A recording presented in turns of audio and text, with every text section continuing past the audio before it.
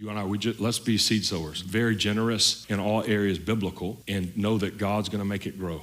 The only two things we do, the only two roles we play in it is at the beginning and end. We sow and we thrust in the sickle. That big in-between season, which is the longest one, is all on God, and we can absolutely mess it up if we won't do the biblical way, which means time. Let time pass. But the sprouting season, that's when you'll see a little bit of breakthrough. The initial seed sown could be obedience. You obeyed and just nothing's happening, and you just stay steady, or it could be serving, or it could be financial. That's a big one. Many people start the financial thing of tithe, offering, giving to God, being generous, and if they don't see it right away, they'll pull back, and that's pulling your seed out of the ground. You can't do that with the kid. You gotta let it go and expect to never touch it again until it's time to harvest it. You can't have high highs and for a month go deep in the Word and then go back low the next month. The seed's got to stay in the ground. And there's two things I would say in this season for you and I to pay attention to. One is draw hope from it. Because again, this middle, once you release the seed, this in-between season is what's the most trying. We want to uproot the seed, we want to stop. But when we see a little bit of breakthrough, focus on that and draw hope and realize like, hold on, no, this thing's going somewhere. But then the kind of cross application that can happen in that early season if you're not careful is you just see the sprout, and in time you start to despise the day of small beginnings. So draw hope and fight against despising small beginnings in these seasons. Trust me,